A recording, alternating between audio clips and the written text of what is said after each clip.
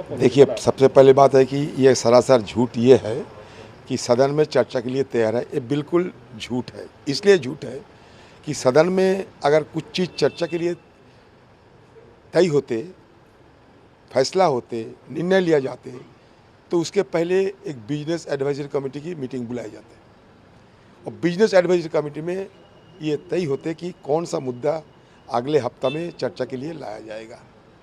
तो ये प्रहलाद जोशी कहे हमें कि कौन सा मुद्दा बीएससी कमेटी में पास हुई जहां ये महंगाई पे चर्चा करने के लिए सरकार ने इजाज़त देते हुए कहा कि हाँ अगले दिन हम ये चर्चा करेंगे। हम तो वही कह रहे हैं जो प्रहलाद जोशी कह रहे हैं, विपक्ष वही कह रहे हैं कि हम सिर्फ महंगाई पे चर्चा चाहते हैं। ये कह दो कि हाँ 10 दिन बाद होगी तो भी मान जाऊंगा हम लोग, लेकिन कुछ तो कहो कि हाँ चर्चा हम कराने के लिए तैयार है। वो सदन में भाषण में सब करते हैं लेकिन कागज़ में कुछ नहीं करते। ये उनकी चालाकी है। आज भी मैं सदन के अंदर ये कहा कि अगर विपक्ष दलों की जितने फ्लोर लीडर है सबको अगर बुला लेते तो 1 मिनट में सारे चीज़ों की समाधान निकल जाती, लेकिन ये नहीं करने वाली है। आज वो कह रहे हैं कि निर्मला सीतारमण जी की तबीयत खराब है, तबीयत ठीक होगी उसके बाद चर्चा होगी। अरे ठीक है, ये तो बीएससी कमेटी में तय किया, बीएससी कमेटी में फैसला करो। ऑल पार्टी जितने पार्टी है सदन में सारे फ्लोर लीडर को बुला के तुम फैसला कर लो कि हाँ ये मुद्दे पे हम चर्चा करने के लिए तैयार है। अग्निपथ है, महंगाई है, कोई हर्ज नहीं है। हम दूर दूर आज गांव से आते हैं दिल्ली में घूमने के लिए नहीं। प्रहलाद जोशी जी की मंत्री पद है, उनका दूसरा काम है घूमना फिरना, लोगों को बुलाना, खिलाना पिलाना, खुद को खाना, बहुत सारे काम हैं। हमारे तो और कोई काम नहीं, हमारे मंत्रिमंडल नहीं है। हम यहाँ आना पड़ता है सदन करने के लिए और सदन में आम लोगों की बात रखने के लिए, इसलिए हमारी सदन चलाने में ज़्यादा दिलचस्पी रहती है। दूसरी बात, प्रहलाद जोशी की बात अगर माना जाए तो इसमें यह साबित होता है ये सरकार प्रतिशोध की राजनीति कर रही है क्या। मोदी जी को बुलाया गई थी कभी, इसके लिए उस समय कुछ नहीं हुई, अब क्यों हो रही है इसका जवाब हम क्यों देंगे, हम क्यों देंगे। इसका मतलब यह है कि मोदी जी की सरकार बदला ले रही है क्योंकि उनसे कभी पूछताछ हुई थी। उनकी मोदी जी को पूछताछ के पीछे सारे गुजरात की गोधरा कांड, सारे गुजरात में नरसंहार की घटना घटी थी और सोनिया गांधी जी को पूछताछ करने के पीछे हमारा अपने पार्टी की अखबार, हमारा अपने पार्टी की पेपर, वो पेपर बचाने के लिए पार्टी की तरफ से जो पैसा दिया गया था उस पर इल्ज़ाम लगाया जा रहा है कि गांधी परिवार उसमें घोटाला किए। फर्क इसमें है और हम राहत के लिए नहीं, ये सरकार की जो नापाक इरादे हैं, ये नापाक इरादे को उजागर करने के लिए हम इसको विरोध करते हैं। जांच पड़ताल करने के लिए नहीं, 1 घंटा नहीं 100 घंटे जांच करा लो, हमें कोई परवाह नहीं।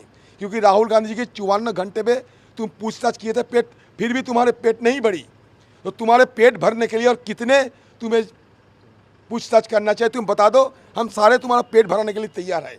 लेकिन गुजरात में क्या हुई थी, गुजरात में हुआ कि गवर्नर के खिलाफ गाली गालोच सारा गुजरात में हर दीवार में छपी गई थी, ये भी देख लेना चाहिए। हम लोग किसी के खिलाफ गाली गालोच नहीं करते, हम इनकी नापाक इरादे के खिलाफ अपना भावना को, अपना रवैया को स्पष्ट करते हैं आम जनता से, क्योंकि ये बदले की आग में सारे कुछ करते हैं। प्रतिशोध की राजनीति अपनाते हुए सोनिया गांधी जी के खिलाफ इस तरह की जुल्म करती है, ये प्रहलाद जोशी के बयान पे ये सरासर साबित होते हैं। सर एक सवाल, आप जो रेल किराए में पहले बुजुर्ग यात्रियों को जो है और बुजुर्ग लोग जो देश को इतना दिए हैं, आज जब उनकी उम्र ज़्यादा होते हैं, उम्र दराज होने लगे लोग, उस समय कुछ रियायतें थोड़ा बहुत उनको देना चाहिए। कम से कम 34,000 करोड़ रुपया हिंदुस्तान की बैंक से लूटकर कोई कंपनी जब भागते हैं, मोदी जी को कुछ नहीं, इसमें मोदी जी को कोई फिक्र नहीं होते हैं। जब नीरव मोदी से लेकर मेहुल चोकसी ने सर हिंदुस्तान की लूट कर बाहर जाके समुद्र के किनारे में मस्ती मार रहे हैं, तब इनको कोई फिक्रमंद नहीं होते हैं। लेकिन बुजुर्ग जिन लोगों को रियायत देने के लिए हिंदुस्तान की सरकार को सालाना हो सकते 1,000 से 1,500 करोड़ रुपया हो सकते, इससे ज़्यादा नहीं है, तो ये रियायत देने में आप क्यों इतना परेशान महसूस करते हैं। अब आप हिंदुस्तान के आम यात्रियों को जिस तरह रोज़ाना मतलब सालाना हर चीज़ की दाम पे इजाफा करते हुए, चाहे रेल की भाड़ा हो, चाहे दही हो, रोटी हो, लस्सी हो, पेंसिल हो, सवाई हो, जिसमें आप लूटे जाते हैं, उसमें ये सरकार इन लोगों को रियायत देने की नहीं बात करते। लेकिन जो बुजुर्ग, उनको भी ये छोड़ते नहीं, उनको भी अब बख्शाते नहीं।